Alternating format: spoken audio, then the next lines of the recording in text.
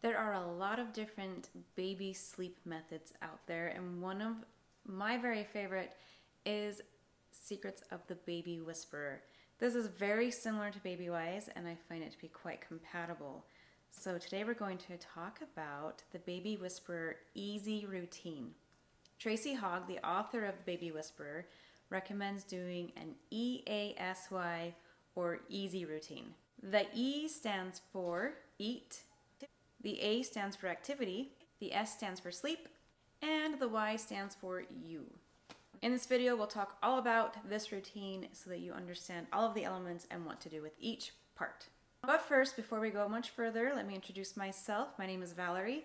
I blog at babywisemom.com. I've been blogging there since the year 2007, and I love helping parents love parenting and get your babies on great routines. So a time frame that people often have the most questions about is that 0 to 3 month age. And that's very understandable because you're getting to know this baby. Even a seasoned mom has a lot of questions with that 0 to 3 month old because every baby is unique and different.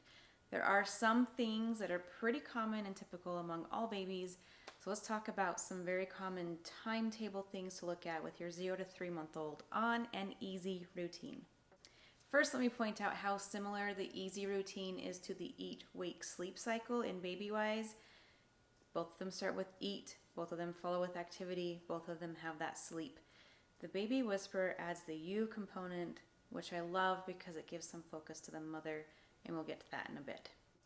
With your 0 to 3 month old, you can expect your baby to eat for approximately 25 to 40 minutes. There can be variance with all babies. Some might eat a little faster and some might take a little longer, but you really should be in this 25 to 40 minute range. Maybe you'll go 20 to 45 minute range. If your baby is taking longer than 45 minutes to eat, your baby is most likely sleeping during that feeding.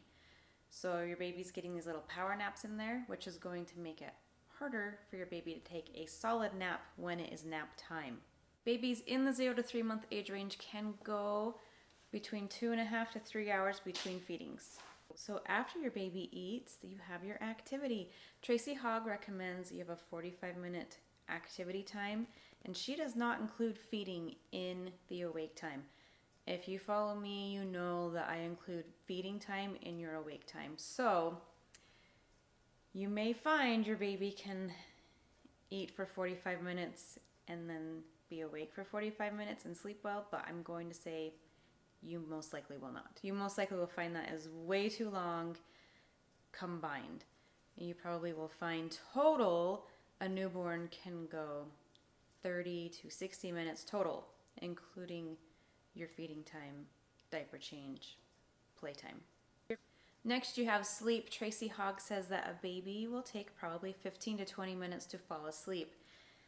You may find this to be true for your baby. You may find that if your baby is taking that long to fall asleep, that your baby is overly tired and needs to go down for a nap sooner. But you may find that that is a true length of time for your baby to take to fall asleep. Tracy Hogg also states that around 2 to 3 weeks old, your baby will start to sleep a little bit longer lengths of time at night.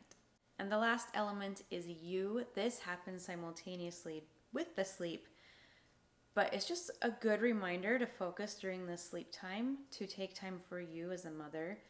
If you have just delivered a baby, you need time to recover. You need naps. You need to do those sitz baths. You need to take care of your body. You've been through a lot. You've been through pregnancy, you've been through delivery, and now you're not getting as much sleep and probably not as much nutrition. So it's really tempting to take that sleep time and hit all the chores and get all the laundry done, but really make sure you take some time for yourself. And this is much harder when you have older children, but especially when it's your first baby, really take that time to recover and find some time, even with subsequent babies, to get some time for yourself each day. Let's talk about some reasons why this routine works. And like I said, this is like the eat, wake, sleep cycle. So I have a video all about why the eat, wake, sleep cycle works. So check that out too. That video is entirely dedicated to the why. But let's go over some things that Tracy Hogg points out right now. One is she points out that babies don't like surprises, and this is very true. Babies thrive on routine. They like to know what to expect and when to expect it. And when you have this similar pattern day after day, each day, then your baby is more content and just happier because there's no surprises. Another huge benefit is that your baby does not rely upon eating in order to fall asleep.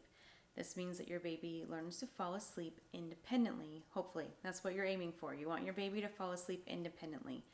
But a big benefit is your baby is not relying upon a feeding in order to fall asleep. Tracy Hogg also points out that it's natural for humans to eat and then do something. And so you're keeping the natural order of what humans do when you eat and then play and then sleep. As humans, we don't typically eat and then sleep, and if we do, if you eat right before bed, you usually don't really feel great. So it really helps keep that natural order to have your baby eat and then play and then sleep. Another reason this really works is that it gives a sense of order for everyone in the family. Baby knows what to expect, mom knows what to expect, dad knows what to expect, siblings know what to expect, even your pets know what to expect. Pets benefit from this kind of routine just as much as a human does. But when you have this routine, then everyone in the family, including the family dog, understands what's happening, what comes next, and it helps everyone just feel more secure. Another huge benefit is that the parents are better able to interpret their baby's needs. When your baby is crying and it's close to nap time, it's pretty logical to think, my baby's probably tired. If your baby's crying and it's time to eat, it's quite logical to think, my baby is probably hungry.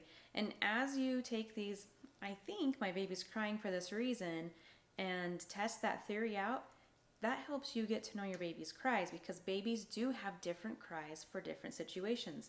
They have a hunger cry, they have a tired cry, they have a pain cry. And so as you're working through this, you get to know your baby's cries, you really understand them. And so when other things come up later on, like a growth spurt or crying in the middle of the night and you're wondering, is my baby hungry? Is my baby have some pain? Like, it really helps you to very quickly get to know your baby and understand your baby's cries so that you can better attend to your baby's needs. Another great benefit is that it facilitates cooperative parenting, because this creates a system where dad is able to help because you know what baby's needs are, and when those needs are, then dad can step in and help just as well as mom can. If you're breastfeeding, obviously there's less dad can do about feeding time, but dad can at least know it's feeding time, and dad can bring baby to mom to eat. So there's just a lot more that dad can do because everyone's confident in what baby's needs are at the moment. Another great perk is that it's much easier to get a babysitter for your baby when you have this predictable routine. And depending on if you're breastfeeding or not, you may or may not be able to leave for a long period of time, but you can easily find an hour here or there to get out, even if it's just you leaving alone to get some time away, or if it's you and your spouse leaving to go out to dinner one night.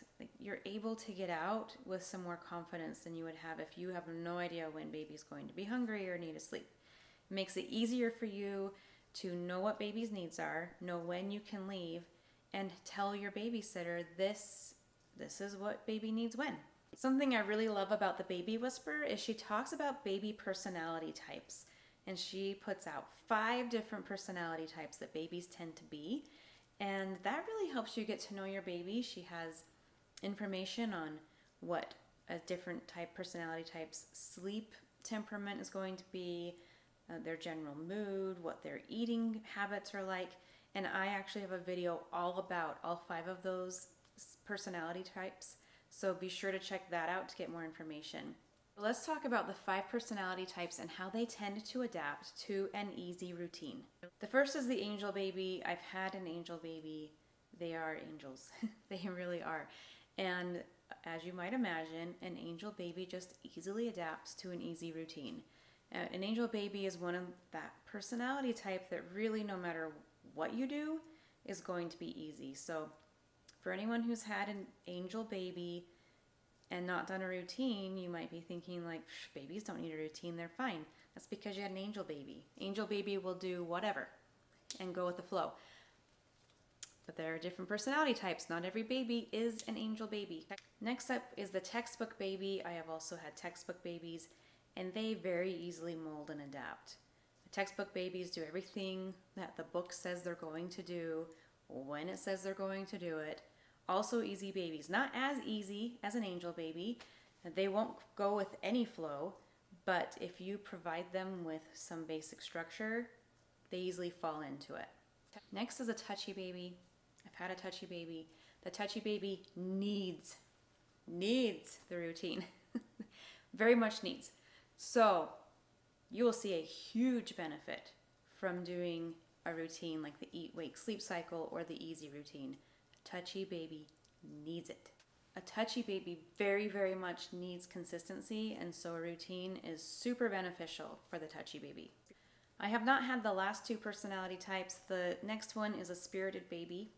A spirited baby resists the schedule and really has changes often. When you are doing a routine, they just change frequently. So if you're struggling with implementing a routine, it may be that you have a spirited baby and it's just harder for you than it is for the other personality types. And finally, we have the grumpy baby.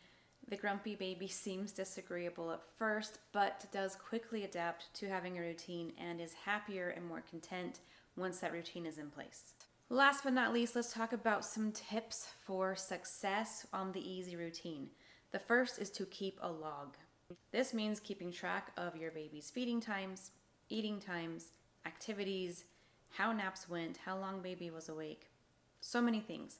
I have a book of logs that I used with my babies. I used starting with my oldest, and then I tweaked it with each baby and got it perfected, and I have it on my blog. If you would like to get a copy of that, it really, really helps you to establish a very solid, steady routine. I cannot tell you how valuable it is to have all the data written out so that you can look at it and analyze it. No matter how great your memory is and how much you think you'll remember all the things, you'll be surprised when you keep track and you look back at that data and you see like, oh, I was wrong. I thought this was happening, but it's actually that. So keep that routine written down so you know what is happening. Also get to know your individual baby. This is a big tip for people who have a second, third, fourth baby. Especially a second baby. People are always surprised, and I was one of these people, always surprised by how different a second baby is to the first. You spent all this time getting to know your first baby and you just think like, oh, I know, babies don't like to sleep with socks. And you get all these little things that you think like, oh, this is how it is with the baby. But then your second baby comes and you're like, this baby actually loves to sleep with socks. You need to get to know that individual baby. And there's other little things like this baby may have a different personality type. This baby may need longer wake windows than the first did or shorter wake windows. This baby may love to sleep and be super easy to get to sleep, or may be much harder than your first one was to get to sleep. This one may eat super fast where your first one took forever, and this one's super fast and you're concerned that baby's not getting enough food. There's so many things that you need to get to know with that baby so that you can respond appropriately to that individual baby's needs. Another tip is to keep yourself calm and to keep your actions slow and simple. So keeping your demeanor just chill and calm, which can be hard when you are super tired and exhausted and recovering. So if you need help, make sure you reach out to everyone you can to get that help. Okay, if you are working on a routine and you need help getting that schedule consistent, I do have a blog post all about that. Make sure you check that out so that you can get your baby on a super consistent schedule, know what's coming, make it very predictable, and just make life on an easy or eat, wake, sleep routine that much easier. As always, if you have any questions, be sure to drop them in the comments. Thanks for watching, and we'll see you next time.